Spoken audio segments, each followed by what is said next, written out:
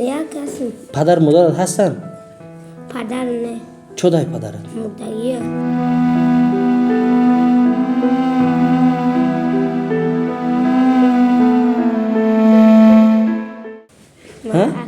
دیگه من عروس ندارم. چی با آخی؟ من عروس بازی نمیکنم. چی کار میکنه مادرت؟ مادرم چی در مسکو بود. مسکو غریبی کار کنی رفته؟ مادره. خیلی یکون کسات رفتم به زیب باشه با چی کار میکنی؟ نه. ها؟ چی یا چکری میشه میره در روی چکری میزنه با ماشینش پیش رو افشنم. اگر بگه که یگون زنی خشرود میتونم یگون خونه فساند میکنم چی؟ میرم فقط با چمانی که میکنم. السلام علیکم اکا عبدالله جان. و علیکم سلام. بیا اینجا خوش اومدی بارگا. بیا بشین.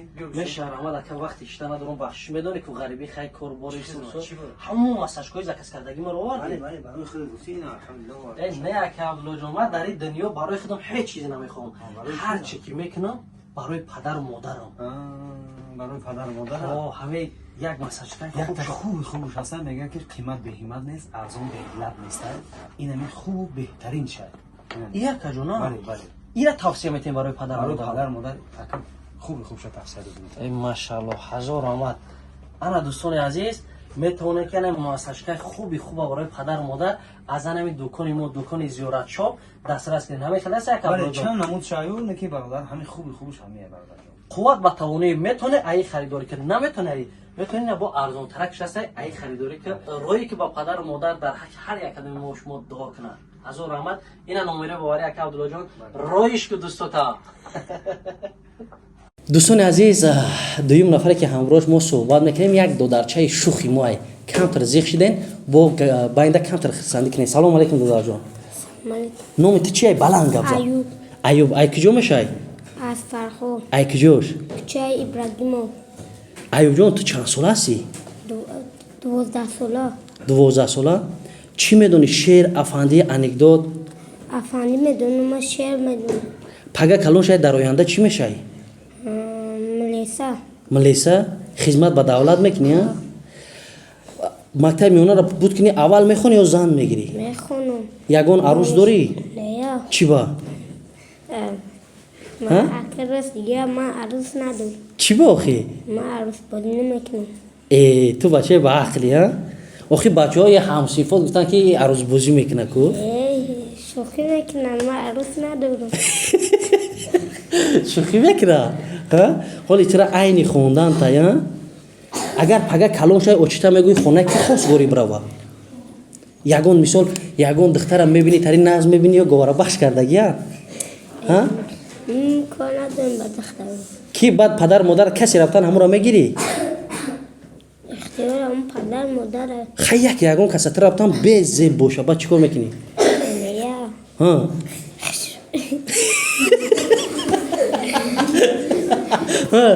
به زیب بر نمیگیری خشرو را میگیری ها؟ خشرو را میگیری ها؟ خیلی کی را میره آخی مقصد یگون همسایتونه یگون خیش تاورتونه؟ اگه خیش تاوره چی با خیش تاوره نمیگیری؟ ها؟ چون؟ او بولای؟ خیلی اکه که یا انکدوده یا افندی میگوی برادر ده. چی افندی؟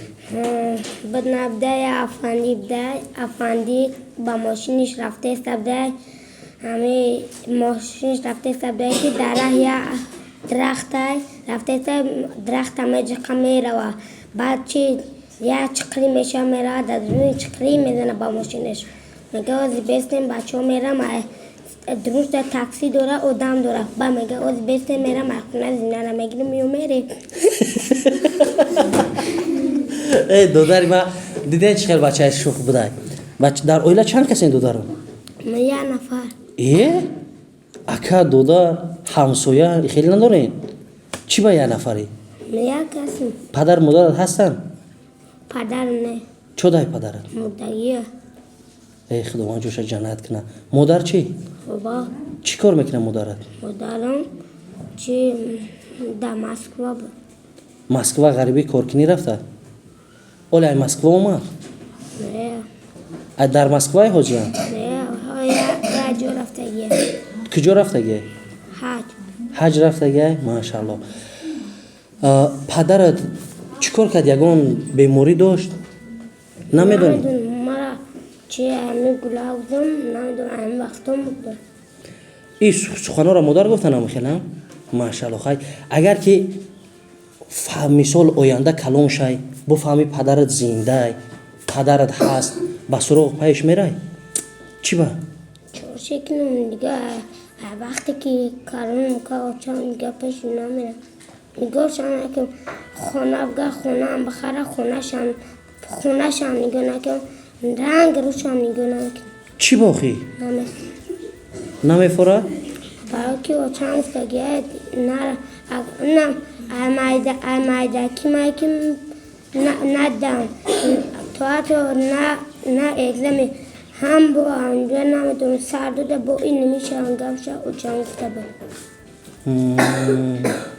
انا پگه خودت کلان شاید درجان یه زندگی خوب میکنی که نمی خیلی ای او زن جدا نمیشه فرزند تا خوب تعلیم میتی ترا میفوره که با مانند دیگر رو پدر داشته باشی پدرت بیا ماشین قطعی ببرد میفوره هم خیلی چی با؟ نمیرم ها؟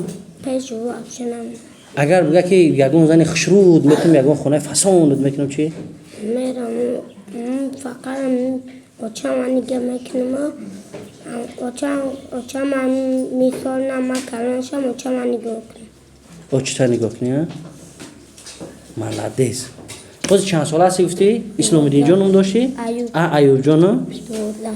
12 ساله ایوب جان تو اول شهرستانی رفتی آخر شزیق کردی همین مسئله زنگیری را چی خیلی کنیم آخی؟ ها؟ خیلی آخران با راست شب گوی یکون کس هسته یا نه اوچتا گفتگیه که فلان کس ما میگیریم یا نه زنگ بزن موزی اوچتا نمرشان میدونی من نمره اوچتا میدونم اونو ای مرابی تو میگیرم بپرس ها؟ بپرس خیلی خیلی زنگش میزنی خدشیگه میزنی ها؟ ماشاءالله دوستان عزیز دیدین دوست رو یکر هر یه افندی میگه در این درون تمام نمود انسان است همه آینده ملت نه شوخی میکنی با وقتی سریوز میشی درس هم میخونی سعودش خیلی معلمه جون سوزه خیلی سلامت باشی ایوب جون با درسی ویازی ما هزار آمد